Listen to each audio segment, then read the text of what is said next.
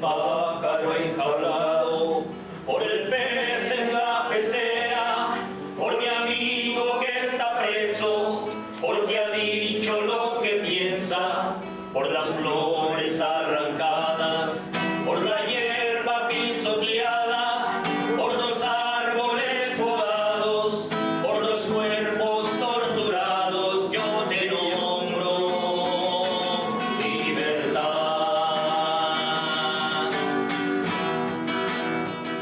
Esta luz, la luz de Jesús, es la que necesitamos ahora todos.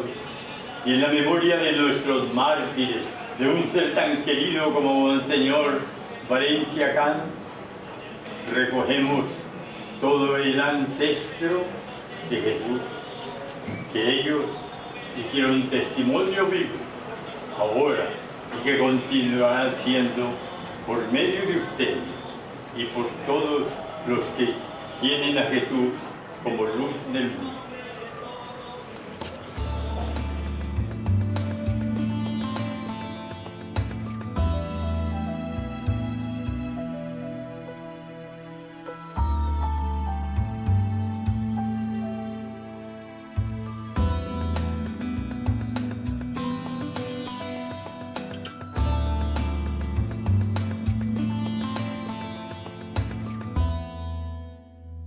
El episcopado colombiano nunca se preocupó por exaltar su labor, por darla a conocer, por difundir su mensaje, por rescatarlo. Realmente hay una intencionada invisibilización del Monseñor Gerardo Valencia Cano. Lo más triste para mí de la historia de Gerardo Valencia Cano es que la historiografía colombiana lo ha olvidado. Hay un autor que hace recorrido de todo el siglo XIX y XX de los principales obispos en Colombia, que es Ricardo Arias, un investigador muy connotado, y a Gerardo Valencia Cano lo despacha en un renglón. El obispo de Buenaventura, que hizo parte del grupo sacerdotal Golconda, punto aparte y sigue. Una figura de la importancia de Gerardo Valencia Cano en la obra que recoge la vida y obra de los obispos colombianos, un renglón.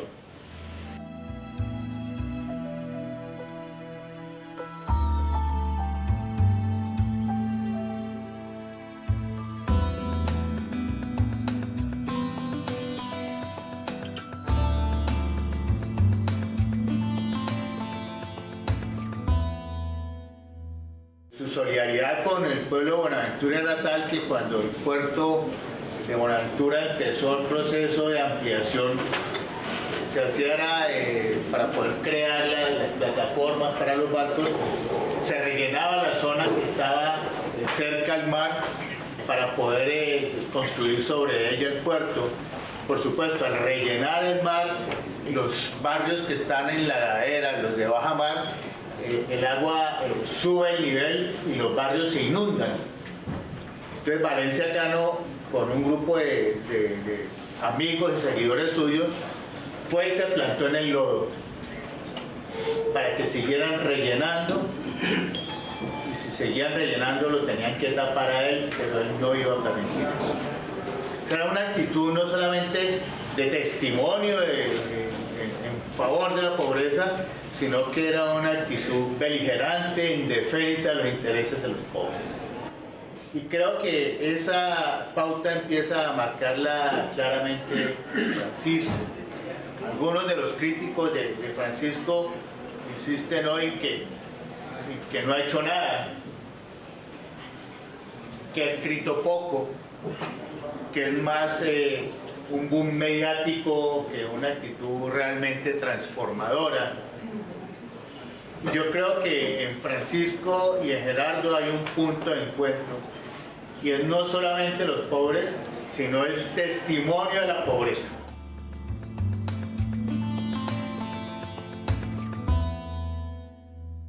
Monseñor Gerardo Valencia Cano es el único obispo en Colombia y de los pocos en América Latina que logró entender el concilio.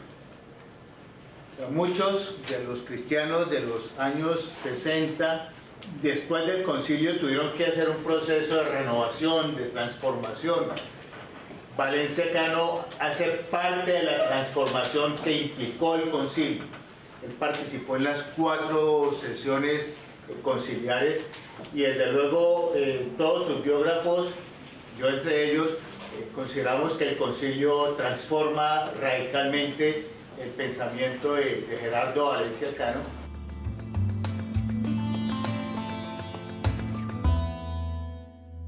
Gerardo Valencia Cano cada vez más después del concilio iba teniendo mayor claridad en su discurso y él era invitado, por ejemplo, los sindicatos de Barrancabermeja Petrolero lo llevaban a que diera discursos inaugurales en sus asambleas. Les decía a los sindicalistas que él no creía en el sindicalismo,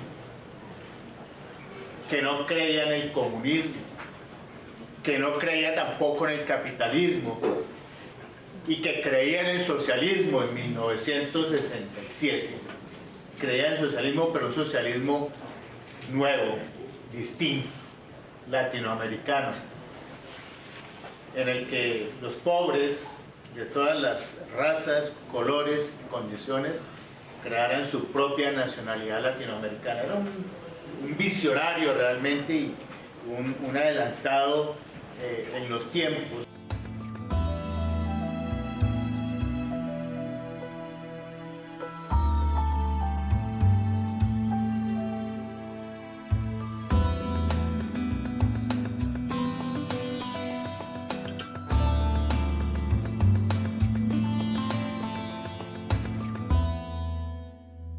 Se consagró de una manera especialísima al proceso educativo. Creó al final de sus días ya un instituto llamado Matías Mulumba y es impresionante, era una aldea del Pacífico puesta cerca de Buenaventura donde venían los personajes de los ríos a formarse, se alfabetizaban cada año 2.500 campesinos, se formaban en técnicas agrícolas, en técnicas de piscicultura y además creó condiciones para que la gente viniera a los ríos y se sintiera como si estuviera en los ríos. Y las casas eran de palafito y las mismas chontas, o sea, con todas las características que tenían en los ríos.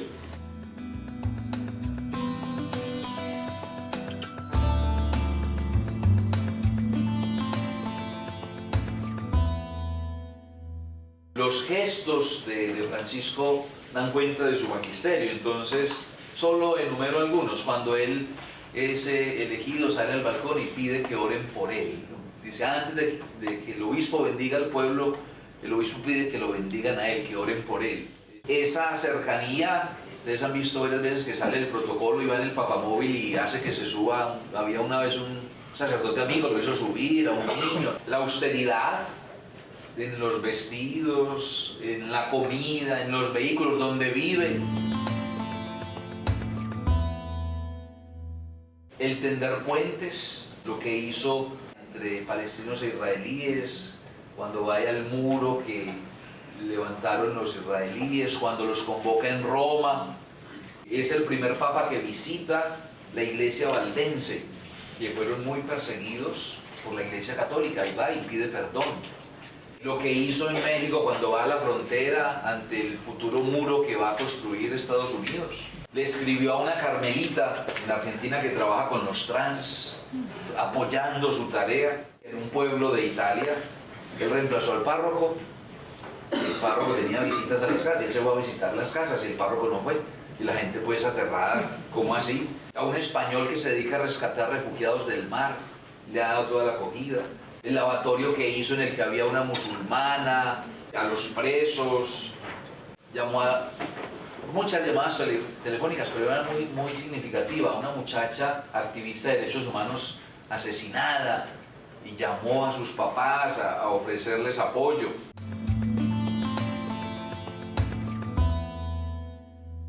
Significativo es que 3 o 4 veces se ha referido explícitamente a nuestro proceso de paz, o nuestros procesos de paz. Cuando allá en Cuba dijo que claramente que no podíamos darnos el lujo de perder esa oportunidad. Y la última pues celebrando los los diálogos de paz. Entiendo yo, con el triunfo del plebiscito del no, él se sintió muy molesto porque, y hay que confesarlo, muchos de los pastores católicos, nosotros sacerdotes, algunos obispos o muchos obispos, soterradamente apoyaron el no. Y eso le generó mucha molestia. ¿Cómo así? Entonces, ¿qué es este doble discurso?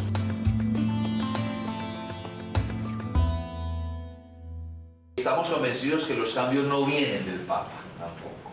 Los cambios se gestan desde abajo. Y creo que en América Latina somos expertos en eso, desde las pequeñas comunidades, una tradición de comunidades de base muy golpeadas, pero para nosotros es un momento especial, un kairos, que haya un Papa que esté apoyando un nuevo modelo de iglesia.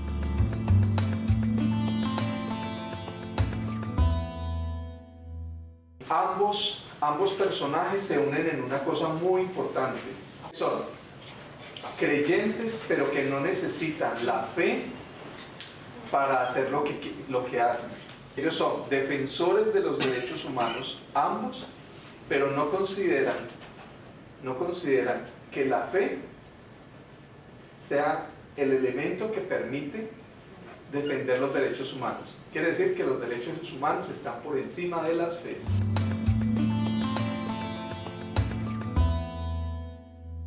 La reconciliación es posible desde la verdad, no encubriendo la verdad. Entonces me parece que lo que hacen estos dos señores es enseñarnos a nosotros que no es decir la verdad solamente, sino casi como que volverlo como mi fuerza, ¿sí? Como mi manera de proceder, porque yo tengo que ser consciente que no puedo estar haciendo tanto el discurso, sino vivir la experiencia.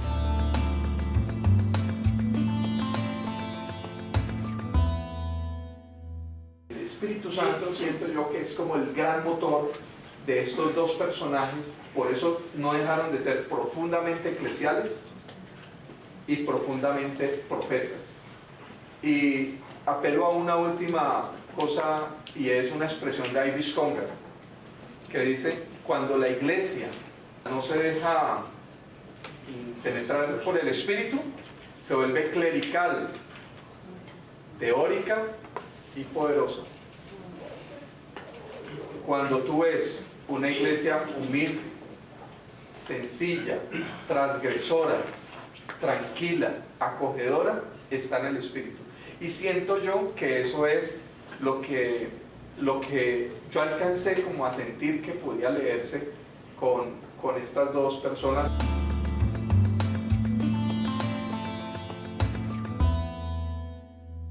A mí me parece que uno de los problemas que tienen o tenemos muchas veces los agentes de pastoral, a pesar de que exista una opción por el pobre y un claro compromiso por su causa y por su situación y por el deseo de caminar para liberarse, es que sienten que van de alguna manera como mesías a salvar al pobre de su situación. Yo no sé si en el fondo eso pueda entenderse así en algunas personas, como en Valencia o como en el Papa. Muy seguramente sí. Pero lo importante es que ni Valencia ni Francisco así lo autosienten, lo autoentienden. Y la clave es otra, desde mi punto de vista, es el pobre el que les enseña. No es el pobre el que tiene que agradecer su presencia, sino que son ellos como agentes los que tienen que estar agradecidos al pobre por su cercanía, por su mensaje, por su compromiso, porque les permiten realizar su compromiso. Es el pobre el que me evangeliza, no soy yo el que lo evangelizo. Es el pobre el que me enseña.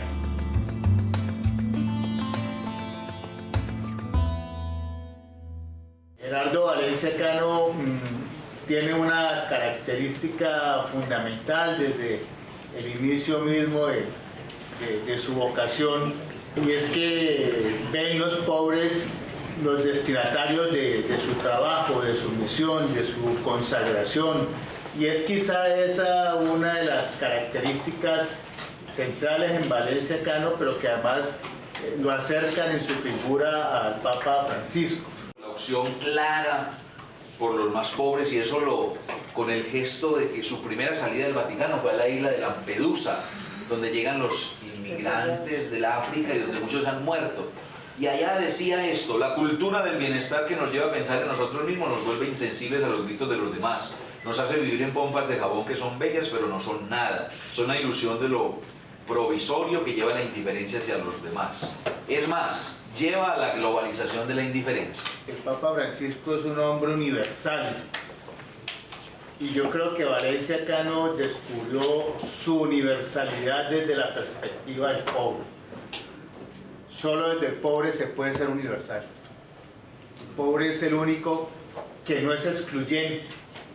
El rico puede estudiar en el colegio del pobre. No lo hace porque no le gusta, porque no le conviene, pero no porque no pueda hacerlo. El pobre no puede estudiar en el colegio del rico, no porque no quiera, sino porque no tiene para pagarlo. O sea, se es universal en la medida en que hay la posibilidad de que todos participemos en ese proyecto. Y en ese sentido yo creo que Gerardo Valencia Cano plantea su universalidad como cristiano, como obispo, desde la lógica del pobre. Y es esa pobreza de los indios en el Mitú y esa pobreza de los negros en Buenaventura la que lo va acercando cada vez más a una posición muy crítica, a una actitud muy crítica frente a la sociedad y frente al mundo reinante. Yo creo que estos dos hombres nos han enseñado, o nos están enseñando, que lo fundamental en esto son los pobres. Los pobres son los que finalmente revelan el rostro de Dios.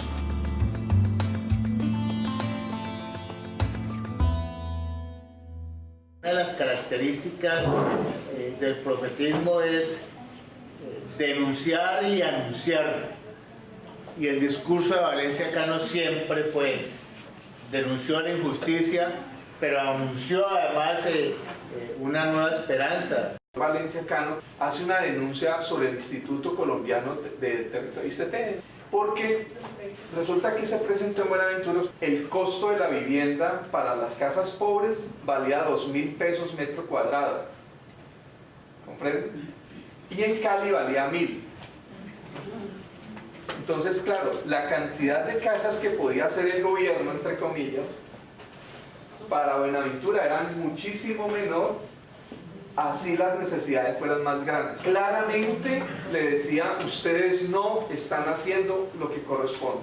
Y Francisco está diciendo exactamente lo mismo. Está poniendo el dedo en la llaga. Eso molesta mucho para los dos lados. Yo pienso que para tanto el gobierno nacional de los años 50, 60, 70, como para lo que puede ser nuestro mundo de hoy, ambos están poniendo el dedo en la llaga. Yo creo que la actitud del Papa es reconciliadora, respetuosa, pero no oculta los problemas estructurales. Entonces su magisterio hablado o escrito no merma la denuncia, y cuando habla de la divinización del mercado y obviamente crece la pobreza porque hay un grupo y un sistema. En eso creo que él es claro, eso no lo negocia y eso lo denuncia. Los colombianos estamos urgidos a sembrar semillas de perdón.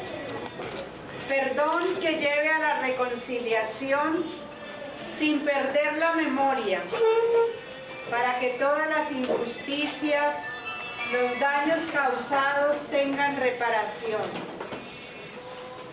Perdón sembrado cada día en compromisos concretos por la paz, la justicia y la integridad de la creación.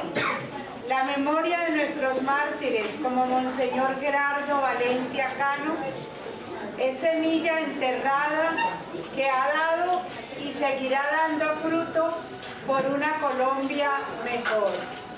Sembremos perdón y reconciliación para que tengamos paz. Por los desposeídos solidarios.